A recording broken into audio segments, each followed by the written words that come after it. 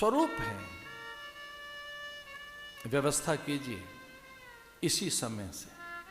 अभी अर्धरात्र है, 2 प्रहर होते हैं, होने वाले हैं, प्रभात आने वाली है।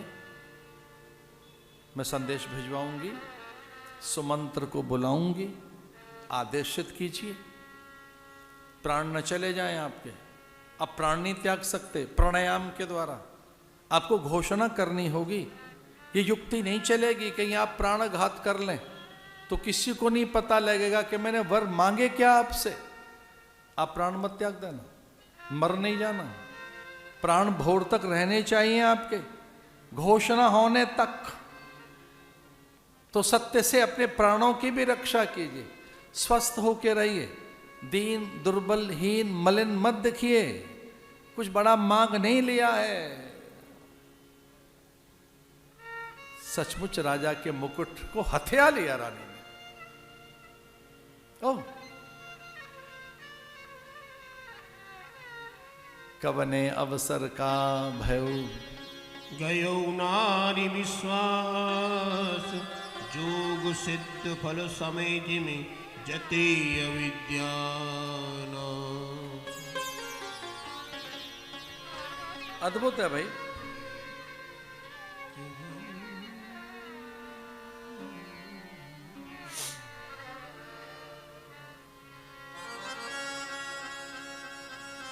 राजा की आंखों के सामने अंधेरा छा गया। अब उन्हें कुछ दिख नहीं रहा है।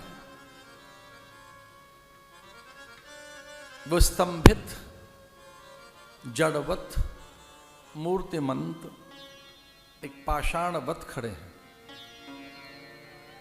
उन्हें बस एक ही चीज दिखाई दे रही थी कि उनकी सांसें चल रही हैं बस, और वो चलती रहनी चाहिए सुमंत्र के आने तक।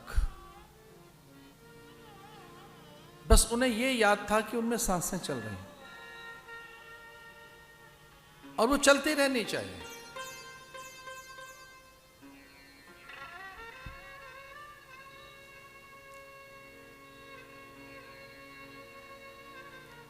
रामायण में आता है, राजा मुंह फेर कर बैठ गए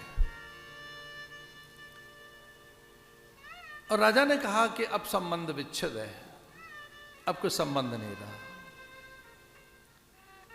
वो जो पत्नी थी उसने मांग लिया जो मांगना था, अब संबंध विच्छेद है।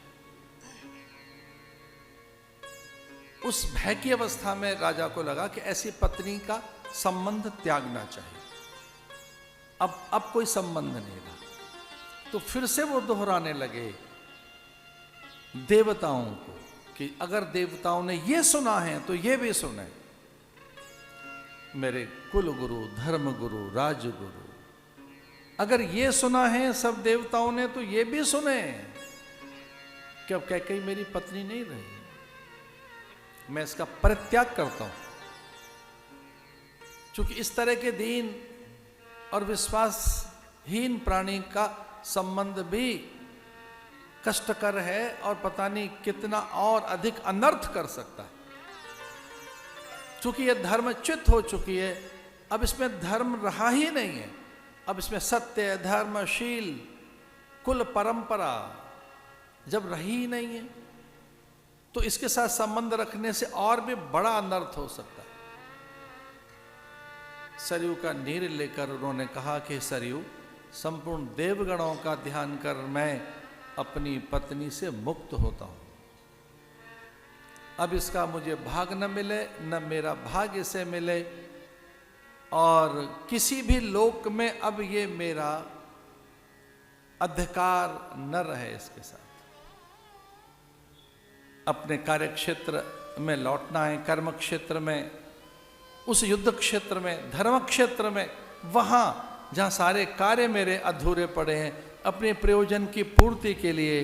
तो नए मत वाले हाथी को चारों पैरों में उनकी बेड़ियां डाल देते हैं। नए मत वाले हाथी के चारों पैरों में बेड़ियां डाल देते हैं लोहे की।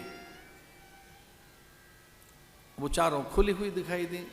अब न तो कोई राजा रोकेगा, न संत महात्मा रोकेंगे, न संविधान रोकेगा और न परिवार रोकेगा। लो रोक के दिखाओ। माताएं रोकेंगी कैसे? माता खुद चाहती है, माता पिता ने कह दिया ना जाओ तो जाएंगे। संविधान की भी अब कोई शक्ति नहीं हमें रोक सके। और तीसरा, कोई राज उपदेश कौन देगा? अब कौन राजा आज्ञा करेगा? कोई नहीं। और गुरु भी कैसे रोकेंगे हमें? रोक के दिखाओ।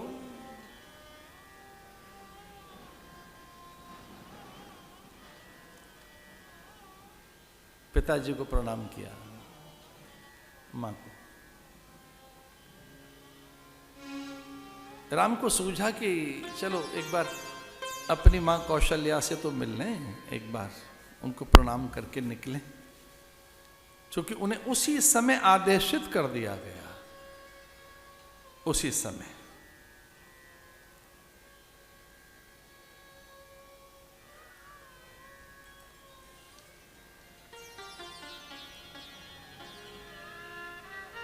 कौशल्या अनभिज्ञ है, कहते हैं भोर हो चुकी थी, सूर्य निकल आया था।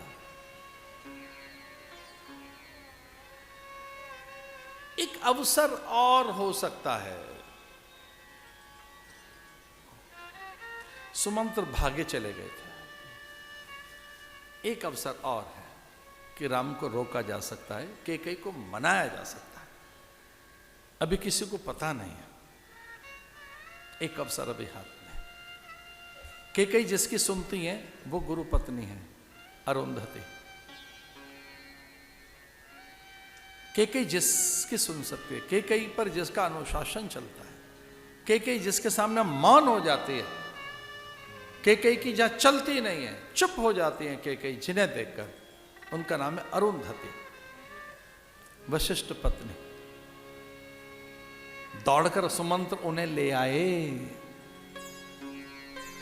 और अन्य मान्य ज्येष्ठाओं को, पूज्याओं को, ऋषि पत्नियों को, ब्राह्मण भार्याओं को, सुमंगलाओं को, विदुषियों को, साध्वियों को,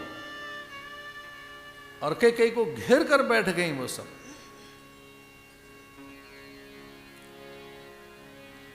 शिव दधीच हरिचंद कहानी, एक एक सन कहीं बखान। अरुंधति समझाने लगी कि किसी को नहीं पता अभी तक, केवल सुमंत्र को पता है, कुछ दो चार हम हैं, हमें पता है। राम को तो मनाया जा सकता है, तू वापस ले अपने वचन। और ये वचन तो वापस ले ही सकती है ना, वनवास का, राज्य का, भले ही वचन वापस न ले। कैकेयी जड़वत मौन होकर बैठ गई। कैकेयी ने आंखें बंद कर ली। व्याधि असाध्य, ये जानकर के अब व्याधि असाध्य है, अब ये जो रोग है ना, इसकी कोई औषध ही नहीं, अब ये मौन हो गई है। चलिए आइए।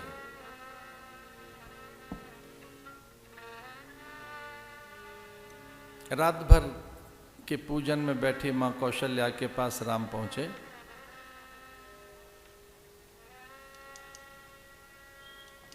मुख प्रसन्न चित्त चौगुन चाऊ,